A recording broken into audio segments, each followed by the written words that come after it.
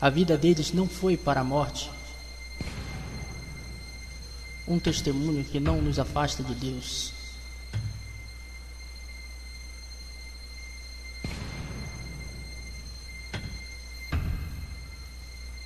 É sobrenatural. Olá, aqui é Sid Roth. Seja bem-vindo ao meu mundo, que é naturalmente sobrenatural. Céu, inferno. Essas são coisas naturais. Eles não são fantasia, mas você decide por você mesmo.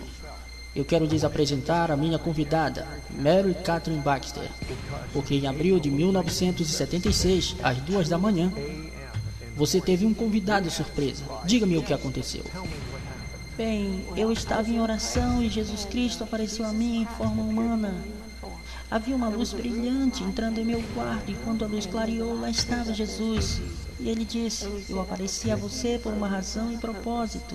Eu te levarei uma jornada e lhe mostrarei as profundezas, os graus e os níveis de tormentos do inferno. Ele disse isso para que o mundo inteiro e não para um punhado de pessoas. E explicou-me como diante de mim haveria horrores, tristezas e luto. Porque eu, na verdade, falaria com alguns dos mortos no inferno. Eu teria de registrar isso. Agora, quando você visitou o inferno, havia lá um ponto onde você experimentou o que as pessoas lá estão experimentando em algum grau? Sim, experimentei. Cid, eu experimentei 2 vezes. Foi por volta da 20ª vez no inferno. Eu fui para o inferno todas as noites, 3 horas por noite, por 30 noites. 30 noites? Você deveria estar desejando que aquilo acabasse. Oh, sim, sim. Nós podemos tratar disso agradavelmente agora. Voltando em 1976, entretanto, eu sei que você realmente nem mesmo gostar de falar muito sobre isso, não? Por quê? Porque isso me incomodava, porque as pessoas que vão para o inferno estão perdidas. E não há mais esperança para eles. Ok. Primeiramente, onde o inferno está localizado? No centro da terra, e é no formato de um corpo humano deitado de costas. E há diferentes níveis, diferentes graus, diferentes fogos de tormento. Como alguém entra no inferno? Através de um portão de entrada. Mas diga-me, Eles são como túneis, são uns tipos de túneis em um tornado, eles giram ao redor e voltam novamente para a atmosfera e estão ligados ao fundo da terra. E eles chamam túneis, e Jesus os chama de portões do inferno. Isso é quando eles morrem, eles rejeitam a Deus, eles na verdade escorregam e caem por esse túnel no inferno. ok, e agora voltando à pergunta original que eu tinha feito a você, sobre como é estar no inferno como pessoa que está separada de Deus. Bom, isso aconteceu lá pela 20ª noite. O Senhor falou-me e disse, você não me verá, mas estou aqui. Ele disse, é algo pelo que você precisa passar, por essa revelação, porque você tem que saber o que você sabe que isso é real, como João em Apocalipse. E quando ele disse isso, ele se foi e não podia vê-lo. É uma presença maligna, um demônio maligno. Eles chegaram e tocaram-me. E eles disseram, teu Jesus te abandonou. E quando eles fizeram isso, foi como milhares de lâminas através do meu corpo. E eu estava na forma de espírito, mas eu tinha todos os meus sentidos. Meu corpo estava em casa, na cama. Eu entendia tudo. Eu entendia por que as pessoas estavam no inferno, os gemidos e os gritos. Então, um outro demônio chegou e eles disseram, nós vamos te colocar neste compartimento. E Jesus te deixou. E eles estavam rindo e zombando. Eu fui colocado em uma área onde o fogo corria ao redor dos meus pés e na cela eu via queimar. E na verdade eu sentia ele me queimando. Eu estava em espírito e estava queimando minhas pernas, estava queimando. Eu gritava e gritava. Eu disse, Jesus, onde você está? E eu comecei a citar a palavra de Deus. E quando eu fiz isso, os demônios gritaram e se afastaram. E eu dizia, no sangue de Jesus sou redimida, sou salva. O que estou fazendo aqui? Porque era como se eu fosse uma pecadora perdida. Sim, e você me disse que era capaz de sentir? Sim. O que você foi capaz de cheirar?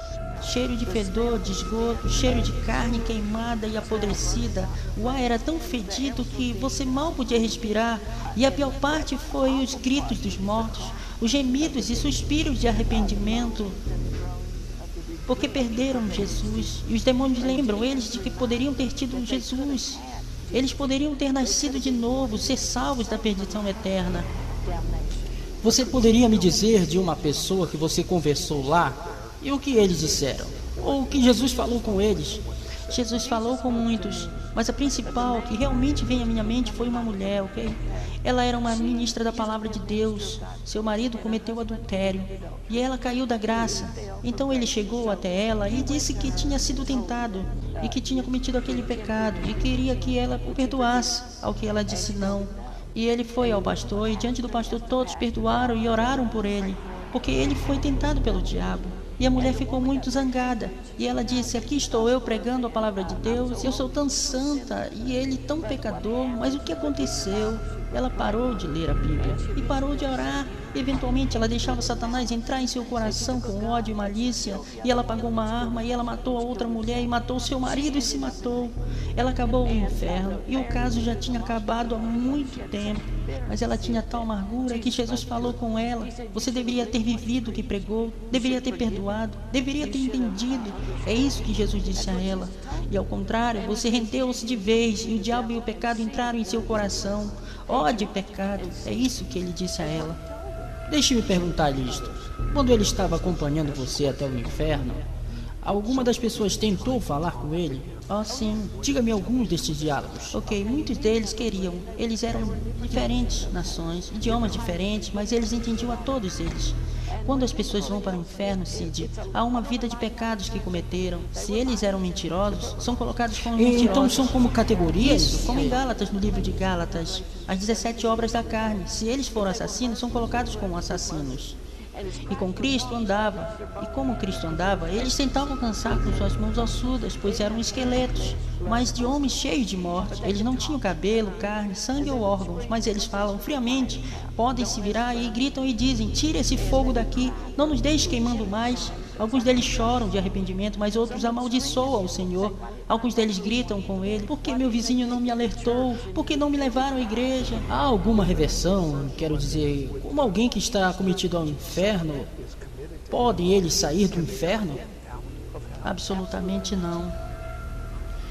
Estaremos de volta em um momento. Isso é fascinante, porque quando as pessoas morrem, elas vão para um desses dois lugares. Elas vão para o céu ou elas vão para o inferno. Mary Catherine Baggs foi para ambos os lugares, então você tem um pequeno relance do que esperar. Não vá embora, eu volto logo mais. Olá, eu sou Cid Roth, aqui com Mary Catherine Baxter. E Mary Catherine, você teve um encontro que Jesus a fez passar por uma razão. Você foi ao inferno por 30 noites. Por que ele fez isso? Para o propósito de ganhar os perdidos e fazê-los saber e se preparar para a vinda do Senhor. A maioria das pessoas não acredita em um inferno literal. Diga-me uma das piores coisas que você viu no inferno. Algumas das piores coisas foram duas muito dramáticas. Foram os buracos de fogo. Ali havia fogo na 15ª noite. O anjo do Senhor ainda estava presente ali e Jesus estava comigo. E havia um lugar onde as almas de pessoas que tinham acabado de morrer na terra vinham e eles eram jogados dentro de fogo líquido, fervente misturado com lava quente. E esse foi o julgamento de Deus sobre os abomináveis, pessoas que ensinam falsa doutrina para pessoas que mentiram deliberadamente e blasfemaram de Deus, os que conheciam melhor, Então há diferentes graus de punição mesmo. Sim, havia um rio que corria por tudo até o início de minha jornada. Era como se talvez 6 metros de largura e tão profundo, e as chamas surgiam com 3 metros. E eles estavam acorrentados juntos, esqueletos aos milhares, e a palavra de Deus estava escrita nos fogos, amantes de sua própria carne, mais do que dos mandamentos de Deus. Homens que amam homens e mulheres que amam mulheres, e ao longo de todo o fogo... Estavam lá em sessões especiais, então, para pessoas que eram lésbicas ou homossexuais? Era nessa área, no fogo. Eles foram acorrentados com correntes pretas, Cid. Eles passam pelo fogo acorrentados ao longo de todo o inferno a 90 a 128 km por hora. E quão doloroso você acha que isso é? Bem, seus ossos eram vermelhos, carbonizados, e eles gritavam e gritavam, ninguém cuida de minha alma. Eles diziam para alertar as pessoas a não virem para cá, e a maioria das pessoas gritando no inferno dizia isso. Diga à minha família para não vir ao inferno, para este lugar. Diga a eles que aceitem o Messias como seu Salvador. É isso que eles diziam. Eles choravam e ninguém se importava, sabe? E eles amaldiçoam uns aos outros. É horrível. E há uma outra seção no coração do inferno que é péssima. O coração do inferno é para hipócritas e maldizentes. É um coração real, grande como um campo de futebol, e escamas de cobra nele. E ele bate com um coração real, e dentro dele são colocadas pessoas que são hipócritas, caluniadores e que realmente machucam igrejas. Machucam pastores e ferem programas que são reais como o seu. E eles têm alertas, alertas e alertas na terra, mas eles não param. O maior alerta neste mundo é para que se arrependam, porque se eles não se arrependerem, então é tarde demais. A melhor coisa do mundo para alguém é ser alertado do pecado e se arrepender daquele pecado. O que nós estamos falando aqui não é fantasia, sabe? Você cresce a maior parte de sua vida assistindo a televisão e você apenas pensa que todas essas coisas são fantasia. Mary Catherine Baxter, você olharia a câmera e diria às pessoas quão é real o inferno? O inferno é muito, muito real. Não há escape quando você chega lá. Você é entregue aos seus atormentadores. Enquanto você está na terra, você precisa se arrepender e voltar-se para Deus. Mas quando você está lá embaixo, você clama por misericórdia e não há misericórdia. Aqueles demônios no inferno são tão malignos, eles vão até mesmo tocá-lo, como eu disse, com milhares de lâminas através de seu corpo, e também há vermes carregados nos seus ossos. E como está em Ezequiel sobre os vermes, e os clamores dos mortos, Cid, são tão terríveis, eles gemem e eles lamentam, desejando que tivessem ouvido a um pregador, que tivessem lido a Bíblia, desejando que tivessem dado a sua vida ao Senhor Jesus, e então não estariam neste lugar. E não há mais esperança, não há mais destino. Então, eles sabem no minuto em que descem por esses portões para baixo, para o inferno, que eles perderam de Deus. Eles se tornaram, como o pregador disse, eles se tornam crentes. Eles acreditam na Bíblia. Diga-me de alguma pessoa real que você ouviu sua história. Ok, havia muito poucos que falavam com Jesus. Eles sempre falavam com Jesus. E havia um homem, ele era realmente alto, o esqueleto era alto, e ele tinha uma Bíblia imaginária em sua mão, que pegava fogo, e ele estava pregando a palavra do Senhor no inferno. E os demônios esfaqueavam ele, dizendo para que se calar, que Satanás era o seu Deus ali. Eu comecei a ouvi-lo e me voltei-me para Jesus, e Jesus estava em forma humana, Cid. A propósito, ele sempre está em forma humana. Ele realmente chorou no inferno. Lágrimas escorreram em sua face Porque pelo meu entendimento, e lendo as escrituras, o inferno não foi para os humanos. Isso, é isso. Foi feito para demônios e o diabo. Isso. Então você está dizendo, sabe, eles dizem que Deus pode fazer tudo. Mas, uma vez que alguém acabou no inferno, ele não pode tirá-los de lá.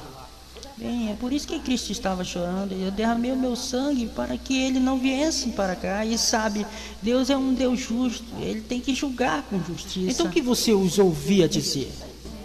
Esse homem estava falando, ok? Pregando, e Cristo disse: paz, aquieta-te, velho homem. E ele virou toda a sua carcaça para o Senhor e falou: Senhor, eu me arrependo agora de ti.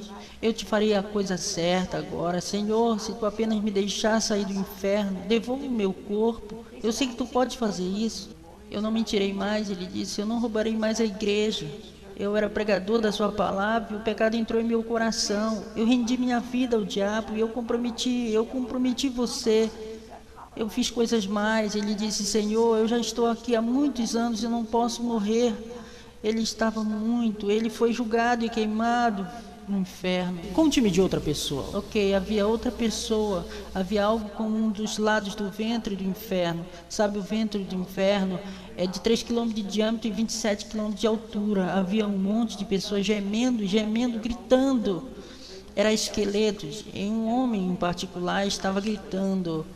E nós chegamos a ele e Cristo disse: paz, aquieta-te.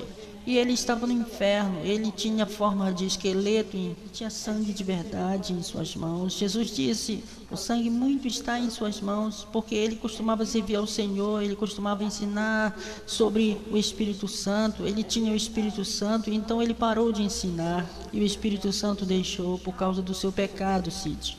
O homem começou a pecar contra Deus, servindo a Deus. Ele estava servindo a Deus como Ezequiel. Sabe, os justos, sabe, se você vê a espada vindo, você deve alertar o povo, mas ele não faria isso. Ele estava comprometido, ele queria mais dinheiro do que os mandamentos de Deus. Ele e Jesus conversaram. E ele disse: quando você começou a abrir seminários contra o Espírito Santo, foi quando o julgamento veio sobre ele. Ele disse: se você tivesse, você não estaria aqui se tivesse se arrependido. A boa notícia é que você continua vivo e pode decidir onde vai ficar para sempre.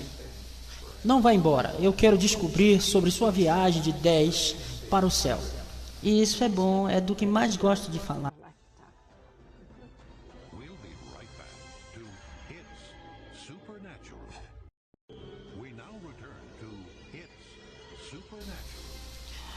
Olá, Sid Holt aqui com o Mary Catherine Baxter. Estávamos falando sobre suas 30 noites. Cada noite Jesus levou a guiada em uma viagem no inferno. E uma das coisas que eu acho fascinante é todo o assunto sobre o sangue do Messias. Mas isso foi traduzido no inferno? Fala-me sobre isso. Jesus insistiu sobre o seu sangue para essas almas que estavam perdidas. Ele dizia: se você ao menos tivesse acreditado no Evangelho, se você ao menos acreditasse que meu sangue foi derramado para lavar cada pecado que você já cometeu, eu teria feito. Se você apenas tivesse arrependido e me chamado. Ele insistiu nisso por todo o inferno. Ele queria dizer exatamente o que ele disse: que o seu sangue foi derramado no Calvário. Se acreditássemos que ele é o Filho de Deus e que veio para levar os nossos pecados, ele enfatizou isso. Ele disse: você não estaria no inferno. Diga-me, infelizmente a maioria das pessoas que não terminaram suas vidas, elas estão me ouvindo agora mesmo. Não entendem quão poderoso o sangue do Rei dos Judeus, aleluia, do Messias de Israel, do Yeshua, Jesus.